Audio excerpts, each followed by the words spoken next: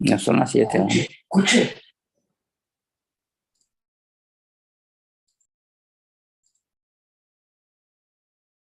All right, I think we've just about got this set up. Just a little warning. My technology during the lunchtime class was very uneven.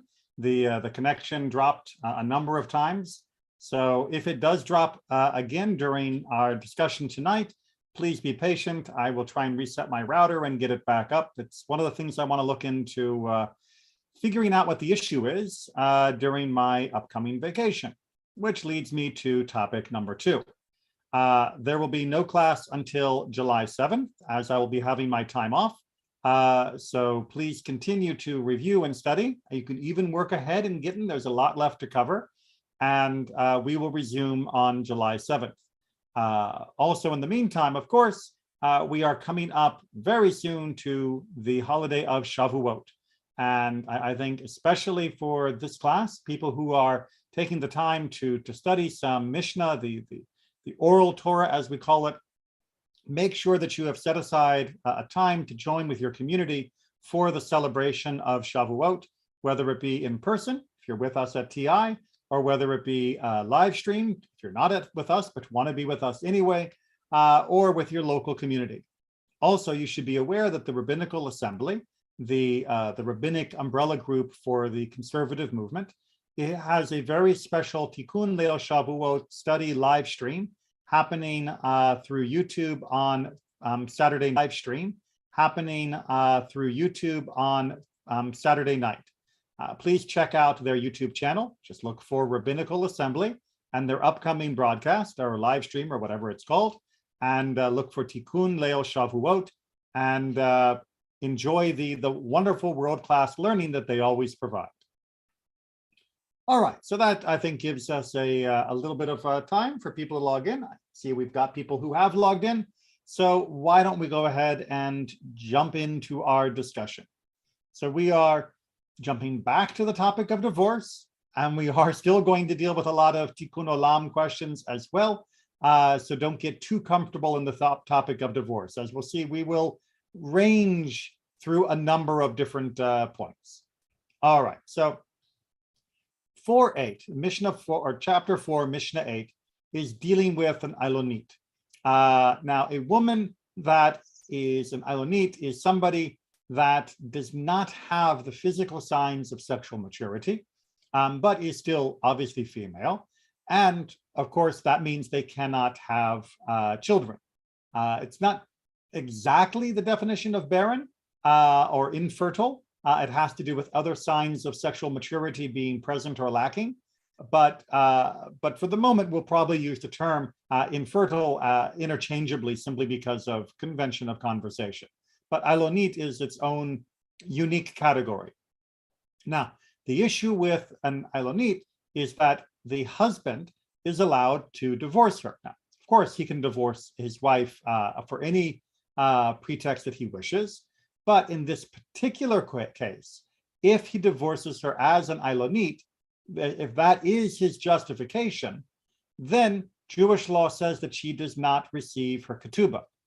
Essentially, it's like saying that when they originally got married, there was an error in the understanding of the relationship, because clearly he intended to raise a family with her, and clearly she is physically incapable of doing so.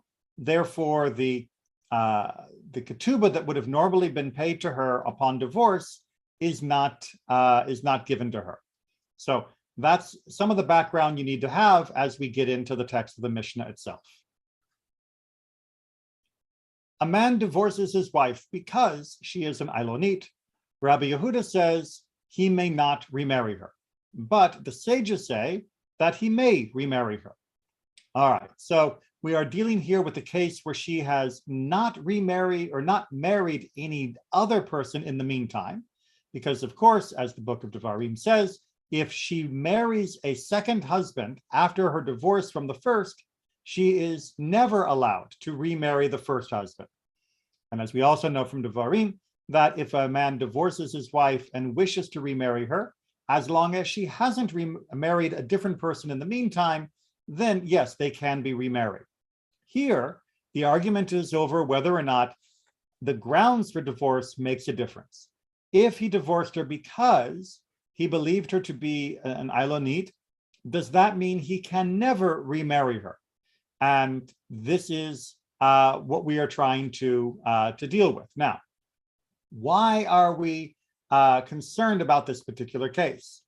Well, we are concerned about this particular case because, just as I mentioned, we are concerned with the accuracy of his intentionality when he married her, which is why she doesn't receive the ketubah upon the divorce.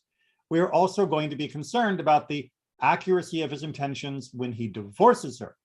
If he is divorcing her because she is an Ilonit, then remarrying her would imply that he is rethinking her status. And in fact, that means he might be considering that she isn't an Ilonit.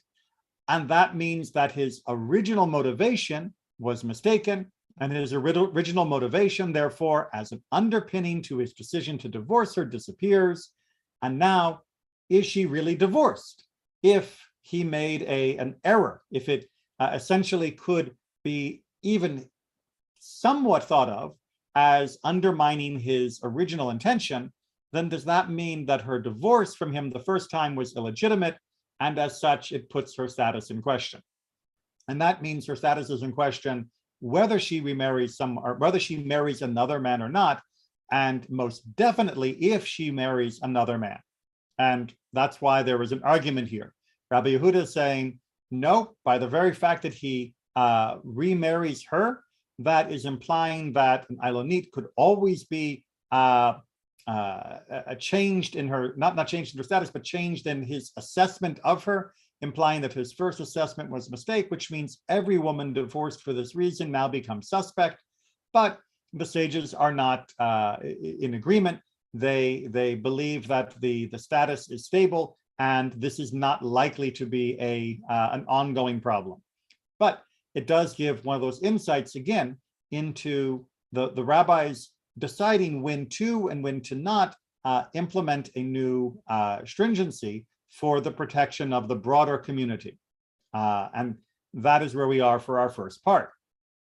Now, we're going to get the final part. And Aaron, I see your hand. Let me just go ahead and finish the final part of this Mishnah, because it is very much an implementation of this discussion.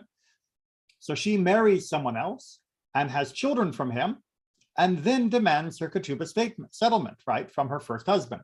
So scenario, right, the first husband divorces his wife, believing her to be an Ilonit. She goes off and she doesn't get a ketubah, and she marries someone else, and boom, they have children. Well, now she can technically go back to the first husband and say, see, I'm not infertile, right? I can have children. Here's my son, right? You divorced me saying I was infertile. Clearly I'm not. I am now, having children. Therefore, your grounds for divorcing me were wrong. And that means I deserve my ketubah. I deserve that divorce settlement that was denied me because I was divorced on the grounds of being an Ilonit. Rabbi Yehuda says, your silence is better than your speaking. Because Rabbi Yehuda is worried about if her status is altered, then it undermines the assumption made with her original divorce, which could then subsequently call into doubt the divorce and any later relationships he has. Rabbi Yehuda, consistent to his opinion, is saying that you're basically implying that your first husband divorced you in error, and that would undermine that divorce, and therefore you weren't divorced when you married your second husband, which means that's adultery and your children are mamzerim.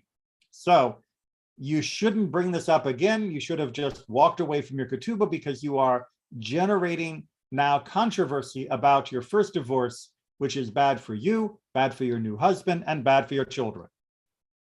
All right, now, Aaron, you had a question. Yes, Rabbi. I'm actually a little confused by all this. Because the first question is if they can annul the divorce, why do they have to remarry instead of just annulling the divorce? And the second question is why is this different than the Mishnah we learned the other day? Which other Mishnah? We've learned quite a few. We learned the one that if you divorce somebody in mistake, then you can't remarry them because you potentially, I guess, could annul the divorce, but in this case you can. So the question is, why is there an exception in this case? Well, so there isn't an exception per se. It's Rabbi Yehuda has the opinion that this is going to be a problem which is significant enough that it needs rabbinic remedy. Now, the sages, as we saw, disagree. They don't think this as being a common enough or significant enough problem that it needs a rabbinic remedy, that the normal course of community and law will take care of it. So are you asking about why does Rabbi Yehuda thinks this is different, or why do the sages think it's different? Why the sages think it's different. Actually, Rabbi Yehuda seems to be pretty consistent. Yes, and oftentimes, by the way, you will find that a named sage will often be consistent to his own position. Indeed, that's one of the more common lines of argument and proof from the Talmudic discussions in the Gemara, where they will say, and Rabbi so-and-so is consistent with his opinion, and then they'll cite another opinion which follows that same general rule. So the question here is why the sages don't apply the same rule for forbidding her from remarrying if they are worried that sometimes a remarriage may cause problems, like we saw in the previous Mishnah. And the answer is that the sages don't seem to believe that this is a significantly likely or a significantly difficult position, that it wouldn't necessarily, if it is this kind of situation, imply that the original divorce had to be was undercut by this, that there would be doubt, suspicion, or problems. The sages seem to believe that this is A, rare, and B, if it does happen, then, it happens. That if he wants her back, that's okay. That doesn't mean that it was an error. He may wish to have another try, and maybe this time there will be a nest, there will be a miracle, and and the infertility she was experiencing will now be gone.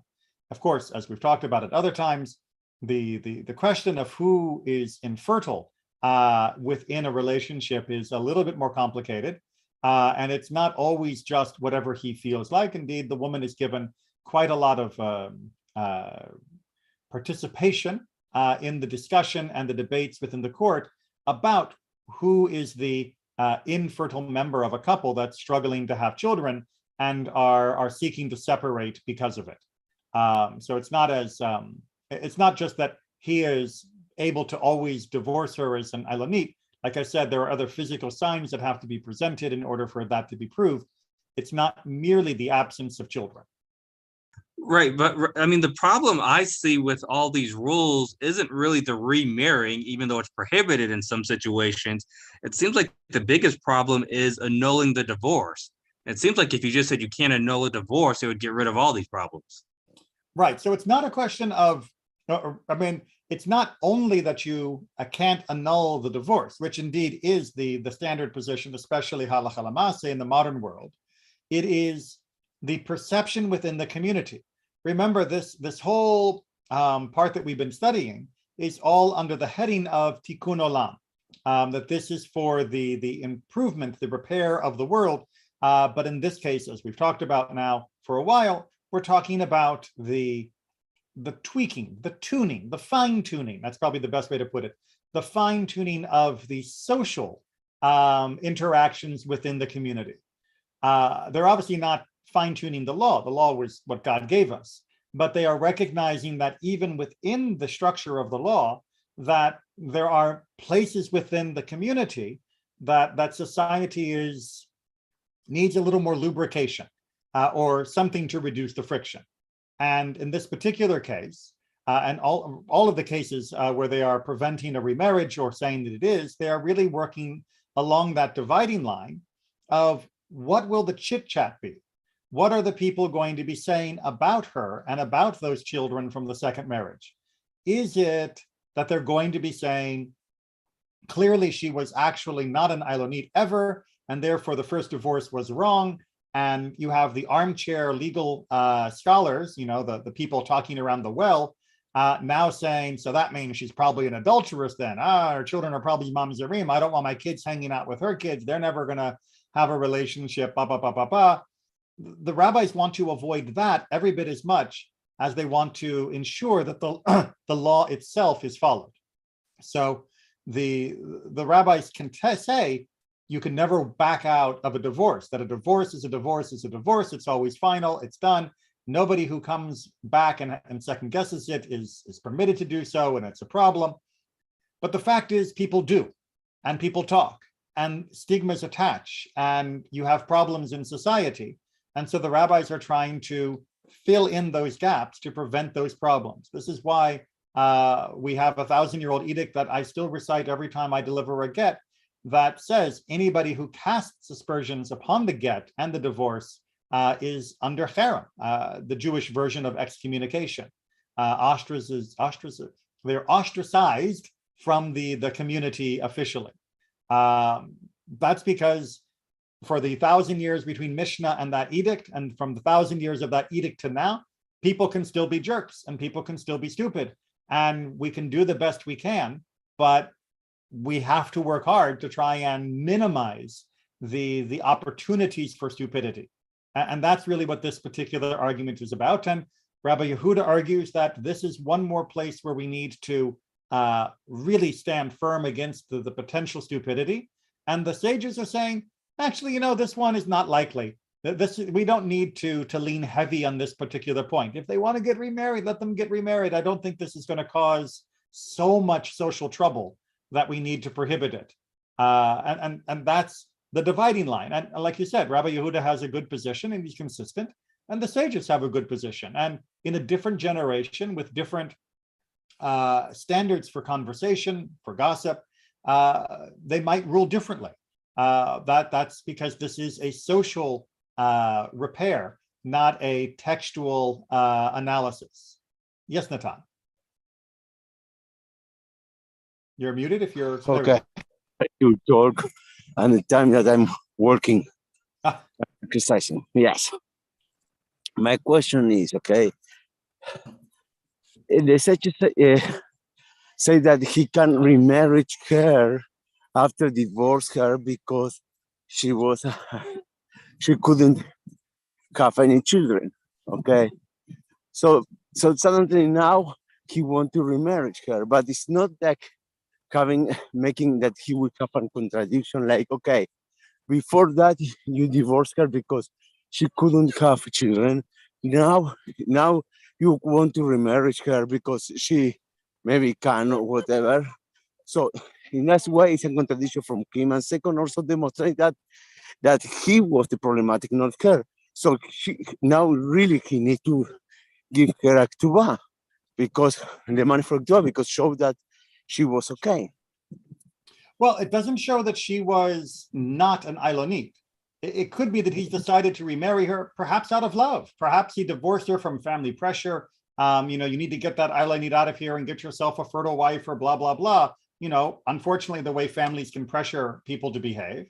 And now he realizes with her gone that he truly loves her and he doesn't care about her condition and just wants her back.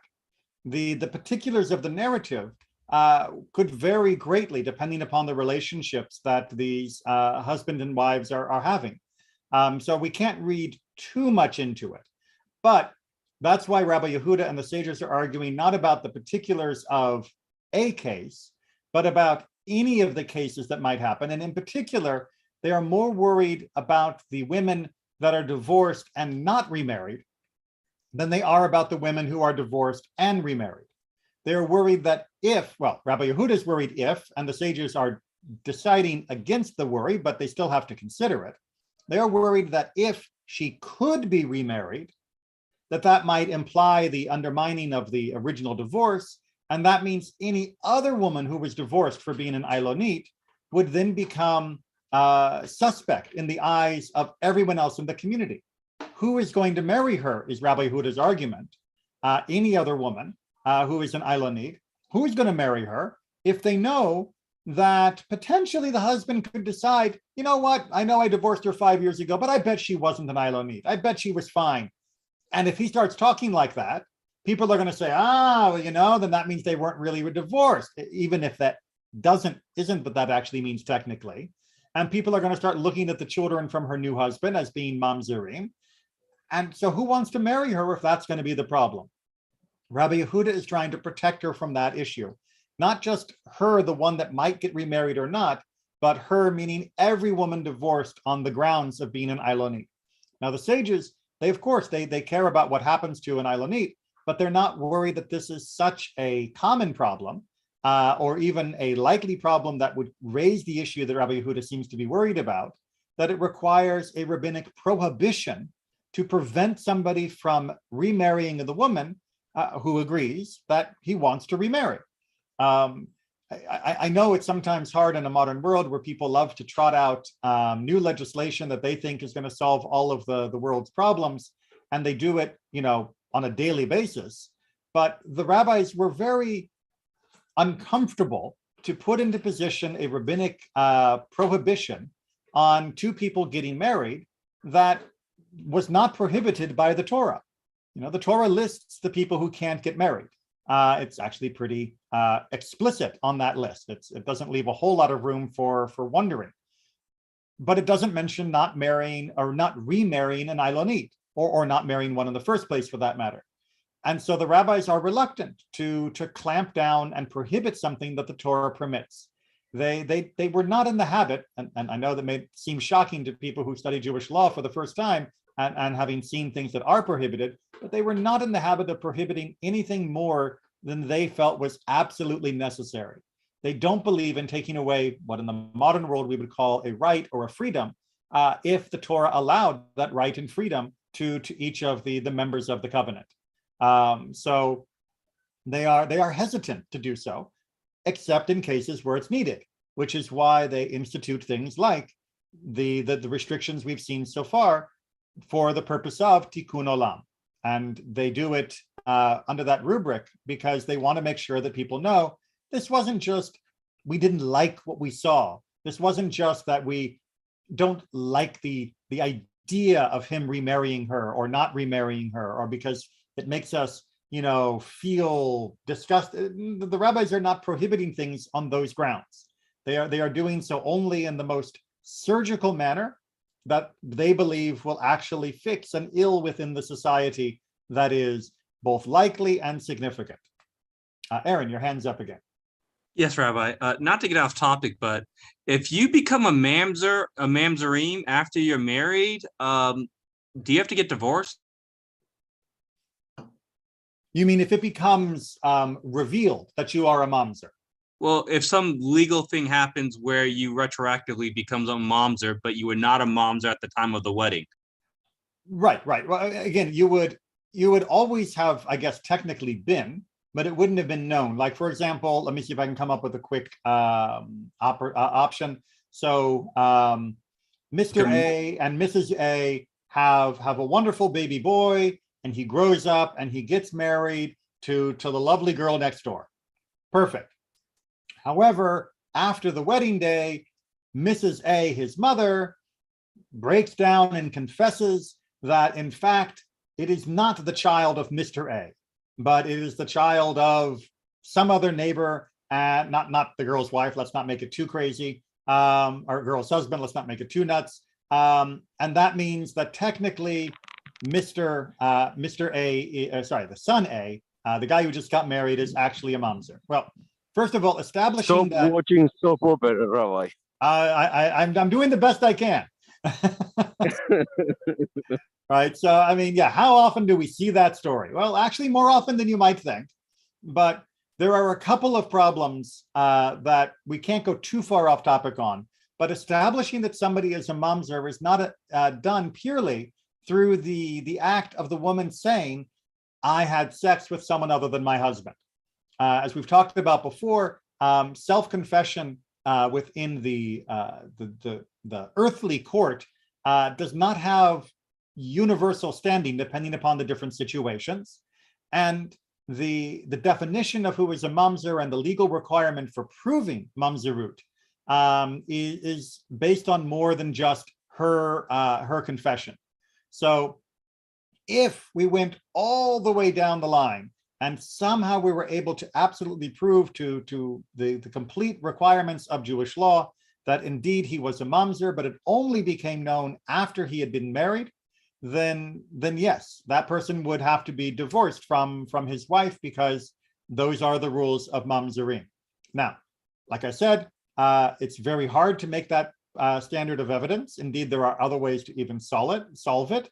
The whole retroactive divorce, for example, was understood hypothetically to be a tool that could prevent mamzerim in its entirety, if necessary. That is to say, to retroactively divorce Mr. A and Mrs. A's original marriage, and thus she wouldn't have been married at the time of her adultery, which means it wasn't adultery and her child wasn't a mamzer. But the tradition goes to great lengths to prevent mamzerut, except for the most explicit and unavoidably clear cases. But yeah, yeah. I was gonna say the case I was talking about was, let's say a divorcee had a child with another guy, and then her children got married, and then the divorce was annulled. So at that point, they were not a mamzer when they got married, but then after the marriage was annulled, they become mamzerim. Right. So technically, like I said, there are the outlying possibility of that happening, in which case, yes, it would be a catastrophe. But that's why the tradition works so hard to prevent that from ever being even a hint of a possibility. Remember, it's not enough to simply say, we'll take care of it if it happens. The rabbis want to make sure that everyone knows it won't happen, so that divorced women do not walk around with a cloud over them of potentially turning them into adulteresses and their children from a second marriage into mamzerim just because they've been divorced. When a woman has been divorced, there should be no stigma attached to her. That she should be able to carry on with her life and be permitted to others perfectly freely without any potential repercussions. So that's why the rabbis work to such great lengths to prevent the exact scenario you're talking about. Yes, Aaron. All right, sorry, this is the final question. Just out of curiosity, on a philosophical level, what do the rabbis consider worse? When somebody technically, through some unknown reasons, ends up committing adultery, or when something like David happens where you think it's adultery, and then for some technical stuff that happens in the future, it doesn't become adultery? It seems like it's weird that David gets to walk and these people get punished. Right. So you're going to have to work out for yourself what you mean by worse. If you mean what creates greater complications in the community, then unfortunately the accidental adultery, if that's the right word, it can cause more long-term repercussions. And that's one reason why we're careful when we help people get married, and certainly very careful when we help them get divorced. If you mean spiritually, for the journey of the individual soul and its growth within this life, then absolutely intentionally doing something terrible like committing adultery and then having your bacon saved because it turns out retroactively you weren't, yes, spiritually that's much worse, which is why David gets the talking to from the Navi, from the prophet, about a man who goes and steals someone else's lamb, because he is trying to be made aware of that even if legally he got away with it, that spiritually and ethically he is still liable for committing a terrible act within his own community and within his own soul. And especially when he's a leader and he should be a role model, an example, and also a king that is a connection between the people and God. So it's double issue why David was very bad. Absolutely. And it's a good reminder as well. So it's never off topic, Aaron. Don't worry about asking too many questions, because it gives me the chance to point out that this is a reminder that it's not only about the law. Yes, the law, the halakha, the actual mitzvot in all of their details matter a lot. They are incredibly important to us. That's why we're celebrating with so much joy and passion for Shavuot. But even if the law allows you to do what you did without being punished, that doesn't mean that what you did was right. That there is, for all of us, leaders especially, but right down the line to whoever has the lowest status in the community, we are all asked to do better than merely getting away with not getting punished, and to think of the ethical, moral, spiritual dimension to all of our behaviors, not only the legal repercussions. So by bringing in David and the issue as a contrast to this, that lets me make that point over and over, which is, I think, thank you very much, because I think that gets lost sometimes in our technical discussions of the halakha of the law, that people forget that the law is the foundation, but we are meant to build a spiritual life up from it, not only to barely pass that bar. We're not just getting over the threshold of living within the law. That is supposed to be the foundation, and then we go up from there. All right, 4-9. It's going to feel like a rapid jump, but again, we are dealing with the same basic principles of how do we adjust things in the society to try and make the best result for the best number of people. If a man sells himself and his children to a Gentile, he is, excuse me, tea going down the wrong pipe. He is not to be redeemed, but his children are to be redeemed after the death of their father. All right, so here's the issue.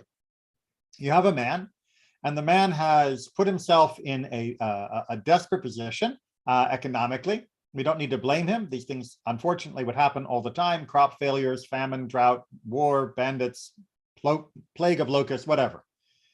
And so he has to sell himself because he can no longer afford to look after himself, and he's already sold all of his land. And he sells his children, which was unfortunate, but a not impossible scenario. And the Torah talks about this. But he chooses to sell himself and his children to a non-Jew. Now, that's a huge problem.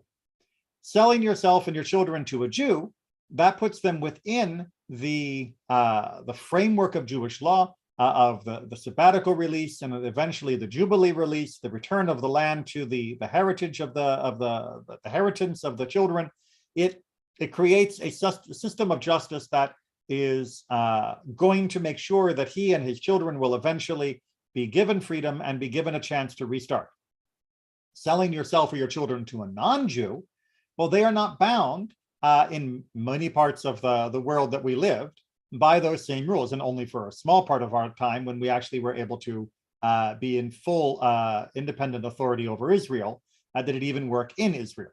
So he has acted presumptuously by taking himself out of that group, and he has also then subjected himself and his children to now being forced to live a non-Jewish lifestyle. Chances are the non-Jew is not going to let them keep Shabbos. They're not going to let them keep kosher. They're not going to let them obey any of the other rules of Torah. They're probably going to be forced to behave immorally. Again, we're talking most of this being discussed under Roman occupation. And who knows what is going to be happen under this person's ownership. So huge problem to sell yourself to a non-Jew. And of course, if we were in a normal situation and we heard that a person or a child had been sold to a non-Jew, we would redeem them, right? We would go to the non-Jew and we say, look, what do you want? I'll buy that person, I'll buy that kid off of you, and they'll come back to me. That's what happens when pirates would show up in a port and they would unload, and they'd have Jewish people that they had captured as slaves, and the Jewish community would pitch in and they would buy them back from their captivity. Indeed, we talked about this when we talked about the redemption of captives. Here, the issue is, well, he did it. It wasn't pirates that stole him. He chose to do this. And if he chooses to do this and then gets redeemed from it, then it's going to create a cycle where, first of all, he does this. And second of all, other people will do this. That people will say, oh, if I sell myself to a Jew, the community doesn't, come around and pay the money to get me redeemed and give me back my freedom and my land and get me on my feet. I don't get as much help because I'm still part of a Jewish household. I'm still living in a Jewish home. I'm able to keep the commandments to a high degree. But if I sell myself to a non-Jew, then I get off scot-free. They're going to come in and, white knight, save the day, pay off my debt, and boom, now I'm going to be back on the street again in 24 hours. Just wait. And they're certainly, going to do that for my kids. Now, is this particular man and are these particular children going to suffer because the community has decided not to redeem them? Yes. But would more people suffer if they were redeemed? That is the issue. And the rabbis are saying, if we set a precedent by redeeming him and his children, then that means more people are going to be doing this, and that will create a problem that, first of all, we won't be able to afford to fix, and second of all, which will lead to the many people being carried off away, because what happens if we can't pay and then they leave country, and now we never are able to liberate them from this captivity. Now, with regards to children, of course, the Mishnah says, once their father is dead and can't sell them again, then we redeem them, of course, because it wasn't their choice to be sold into slavery, and certainly not in this particular way. So our obligation to the children, that does remain, but we have to wait until they are not under their father's rule in order to prevent him from selling them again. Now, once they reach the age of maturity, then yes, we can redeem them as well, because he no longer has the authority to sell them at that point either. Aaron, question. Did you say this law was meant to apply in a time when Israel did not have sovereignty and could not just go in and cancel the sale? Well, it's not just a question of canceling the sale, but also a question of applying sabbatical release and jubilee release within the borders of Israel. That is something that was commanded to continue, but for much of our history, especially during the time of the Mishnah, they didn't have the legal authority, the apparatus, the muscle to force its compliance. Right. That's what I was asking. Was this meant to apply in a time when they could not force the compliance?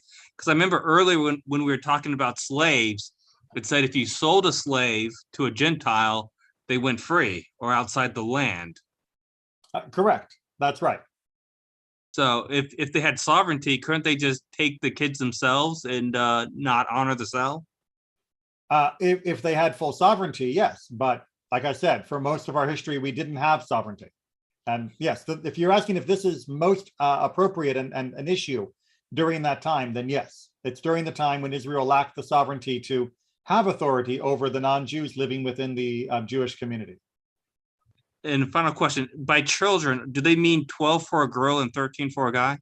Or younger, yes. All right.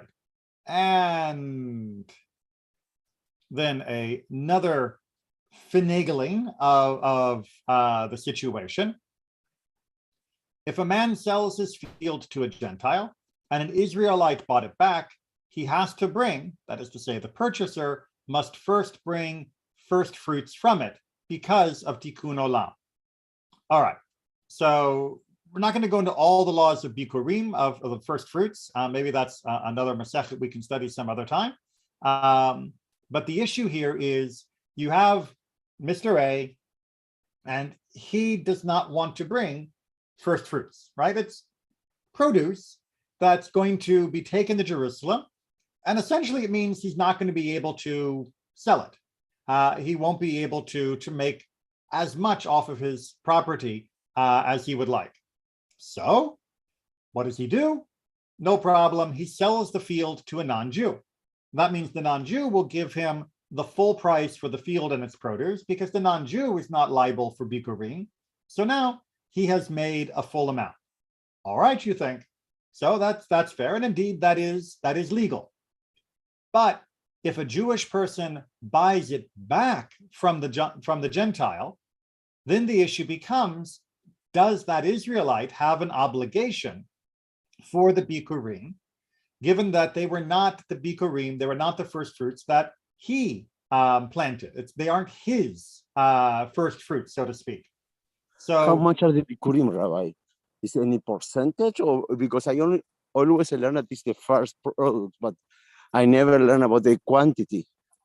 no, it's literally the first of different species that grows, that first sprout, the first fruiting of each one. So it's not like a percentage, it's a first of kind of thing. So you So will the literally first of like the mark tree. it as it's growing. So from the whole field, if you have olive tree, is only the first olive in the whole trees. Basically, one like tree. I said, we'll study it in more detail, but for the short version, yes. So the issue then becomes, technically, the second Jewish owner is not officially responsible for those first fruits from the land that happened before his purchase.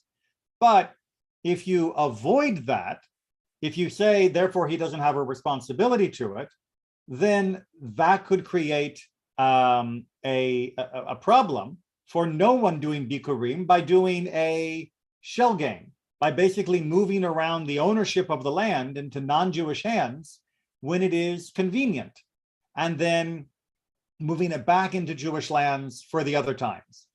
And the rabbis want to make sure that doesn't happen, because it creates too big of a legal loophole.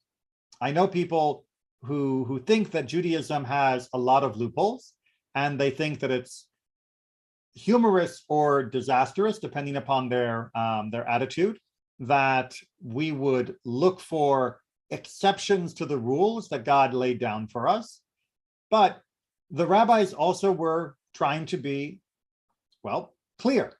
If God forbade something, it's forbidden. If God permitted it, it's permitted. But in cases where it was permitted and it was causing harm to the community, then something had to be done to try and bring it back into line with the overall spirit of what the Torah is asking for. And that's where we mean tikkun olam in all of these cases, is the rabbis recognize that what they are instituting is not required by the Torah, but they recognize that it makes society better if they make this fine-tuning adjustment. Yes, Natan. But Rabbi, if I follow what you explain, and it's only the first product of one of the tree, not every tree, so it's not so much amount. It's very minor. So it's not a big. You're right. Loss. You're right, but it can become more complicated in the sense of what happens when somebody sells their land for Shemitah. What happens for the sabbatical? What happens if somebody sells the land so they don't have to do peyot, the corners of the field, or the fallen sheaves, or any of the other tithing responsibilities? That if it becomes possible to pass the deed back and forth, then it could become extremely problematic for the community. Now, so if I follow your rationale, okay, I'm sorry for cutting you. That's fine. Okay? No, that's fine. And you say that, okay, so if I want to play and I want to buy back that land, I already prevented, but I need to pay anyway. Okay, so the question is, how many years after the Maseh can I receive back the land, or pay back, okay, buy back without paying the previous Bikurim? That I would have to go double check. I don't know what the statute of limitations, as they call it. I don't know when that would expire, after how many years. So that will have to wait for another discussion. If maybe we look into Bikurim or other land use mitzvot, certainly after we finish Gittin, if we want to move out of the interpersonal relationship law, going into one of the Masechtot about land use would be very interesting. All right, we've got 15 minutes left. I think we can get a few pieces done of chapter 5 if no one objects. It's a little bit scattered, so it's not like we'll be starting at something and then having to wait a month to fix it. But let's see what we can do. All right, so chapter 5, Mishnah 1. We are continuing with the idea of how do we set things up to have the best results. And here what we are talking about is payment. That is to say, when you are paying back a debt, and we're going to see many different types of debts, what do you use to pay it back? And we're not really talking here about cash. If you've got a pile of coins and you can just give them to the person you owe, then that's perfectly fine. But for many people, the most difficult type of payment, and the one that would cause the most controversy in a community, is a payment that's going to be made by land.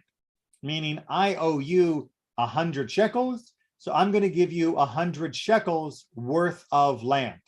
So we're going to cut up a little bit of land, and that's going to become your property, and that's my payment.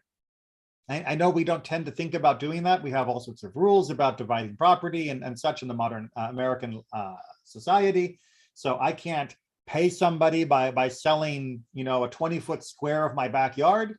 But that's the kind of thing that did happen when everybody was a farmer and the production of land was the main source of wealth. And that's what we're dealing with in this case. So let's see how you pay with land and what we need to consider. Damages are paid out of property of the best quality. So what this is basically saying is that if you have damaged someone else's property and you now owe them so much money, that is your debt, and that debt has to be paid back some way. Now, if you've got the cash, you've got the cash. But more likely than not, for most people, you'd have to give back a piece of land. Well, when you are examining all of the property from the debtor and you are picking which thing to take, do you have the right to take from the best land, his most fertile land?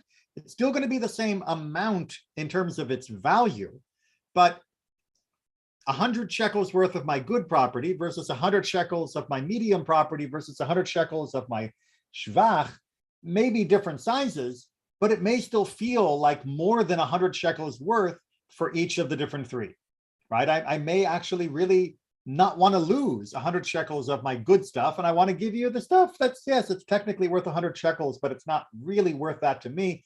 That's my less, useful land. That's what the argument is here. After all, remember, best quality land is going to produce a yield more easily, and poorer quality land is going to produce a yield with much more difficulty. Even if they have both been assessed, probably at different sizes, as being of the same value, you still will have a preference for your better quality land over your worse quality land. Yes, Aaron? So, Rabbi, is this basically like saying, do you want to get paid in 10s or 20s? It's kind of saying that, except you have to realize that the 10s and 20s are the actual means of production for supporting yourself and your family. In American, society, our cash is pretty much interchangeable. Like you said, a 10 or a 20, it doesn't really matter. But it's more like in a modern setting, imagine somebody had a debt and the neighbor came over to settle the debt.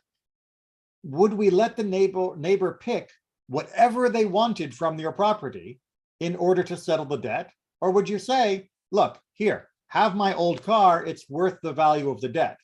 If the neighbor said, sure, it's worth the value of the debt, but so is your wife's engagement ring. Those are equal value. I'd rather have her ring than the car. Do we let the neighbor pick which thing he wants to take? They might be technically the same value, but to me, the ring might be a much more important object than the car. So too with the quality of land, which was a very important thing for people back then. And who gets to pick which type of land is being used to pay the debt? That is a major issue. And that's why the rabbis are trying to structure this in a way that will be for the best of everyone. Now, what the Mishnah here is saying, and Rabbi Kolb goes into much more detail about the derivation of all of this, but the Mishnah here is saying that if you have damaged someone else or you have damaged their property, then when it comes time to pay, you pay from the best of your property. That they have a claim not just against you for 100 shekels, they have a claim against you for 100 shekels from the best of what you have that can be evaluated to 100 shekels. On the other hand, a creditor pays out of land of medium quality. So when you are collecting a regular type of debt, meaning I loaned you 100 shekels and you pay me back 100 shekels, well, here we have again a debate. Do you have to pay me back from the good stuff? Can you pay me back from the bad stuff? Or can you pay me back from the middle stuff?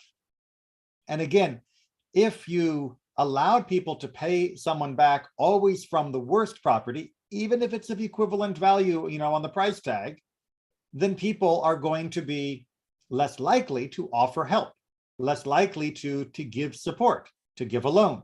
So therefore, the rabbis are putting a minimum level and saying, no, you can't pay someone back for a loan they gave you from the worst, because then no one's going to give loans. And remember, as always, these loans were mostly about helping the poor. And the rabbis have a very strong interest in making sure people will still help the poor. So instead, the minimum you have to give back from the medium type property that you have available. You can give it back from more if you want, but the creditor can only claim from the medium of the property. And then finally, we'll just get the bottom one here because it's wrapping it up. And the ketubah is paid out of land of the poorest quality. Rabbi Meir says that the ketubah is also paid out of medium quality land. Now, the issue here is going back to our discussion that technically the Torah doesn't actually say you have to pay from better quality land versus worse quality land. They only made the exception with regards to damages in order to make sure that the damage would be fully compensated, and the exception with the regular type of loans in order to make sure people were still willing to offer loans. But when it comes to a ketubah, well, this isn't really like either of those situations. The debt is a very normal debt. And yes, the woman does receive priority in collecting her ketubah, meaning from the list of debtors, she gets a high standing for having the right to collect on her ketubah, but she doesn't get to choose that her ketubah be paid out of the best land that the husband has to offer, or his estate if he passed away. Instead, she is receiving what the Torah considers to be the minimum. And the minimum is, if it's land, it's land. As long as it's worth the amount that your ketubah is stipulated for, then that person has discharged the debt and you are fine. It's not like we have to worry about people no longer getting married because of this, because the ketubah itself was an enactment in order to protect women in the case of divorce. And it was not something that would be, and the lack of it was not something that prevented women from getting married in the first place. So surely the fulfillment of this debt, even if it's not from the most ideal property, is still going to be seen as a proper and beneficial act, and people will still get married, they'll still get divorced, and the society does not need additional adjustment on this point, unlike the other two topics where things had to be a little bit tweaked in order to maintain the proper flow of society. All right, that was a long-winded explanation. Hopefully I didn't go too long, and hopefully I didn't leave too much out. Questions or comments?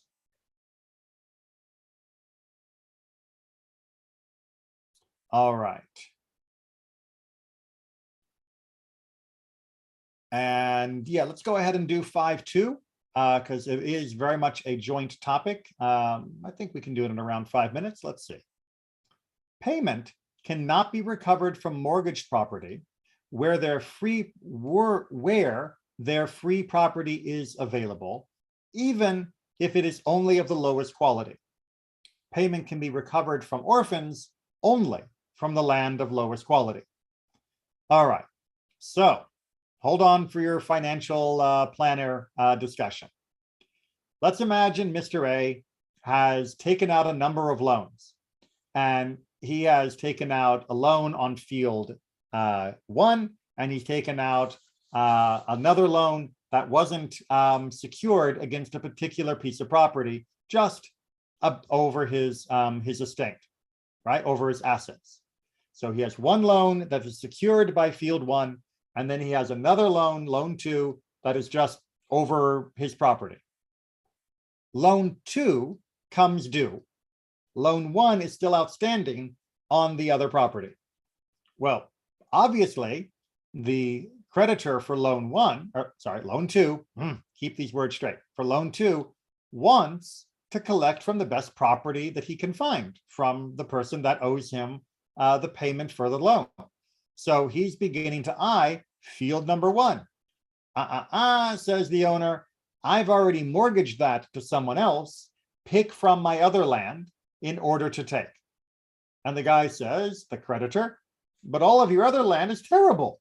He's like, yeah, but there is still enough to pay the loan. He's like, but it's very low quality land. Tough. Even though field 1 would be the ideal property to be used to pay off the loan in the eyes of the creditor for loan 2, because there is other property available that will meet the needs of the payment, the creditor for loan 2 has to be satisfied with whatever property is available. Because that other property is secured, it is off limits. Now, when it comes time to pay back a loan that was made on behalf of the orphans, that is a different situation. Because with orphans, the court and everyone in the community has to behave at a level that is of the utmost scrupulousness. Then when the payment comes, there is no attempt to modify the situation for tikkun olam, but instead everything goes according to the absolute minimum necessary in order that the outcome will be the most favorable possible for the orphans. So orphans, by the way, means that it's any underage child who has lost their father as the owner of the property, and therefore their property is in the trust of the court to be administered on their behalf until they come of age. Yes, Aaron. You're muted, or did you not hear that? That's my fault. That was my fault. Okay. When you said the mortgage property was off limits, that means they can only take from the mortgage property after they collect from the unmortgaged property, right? No, they can't take from the mortgaged property at all, because the mortgage property is being used as a security for loan number 1 to a different person. And now, this is where eventually you're basically getting into like potential bankruptcy. Right. No, just when I read the text, I thought it said it must be collected from the unmortgaged property first. I mean, it's not a question of first or not. It's a question of that is what he has to collect from. That's all that's available.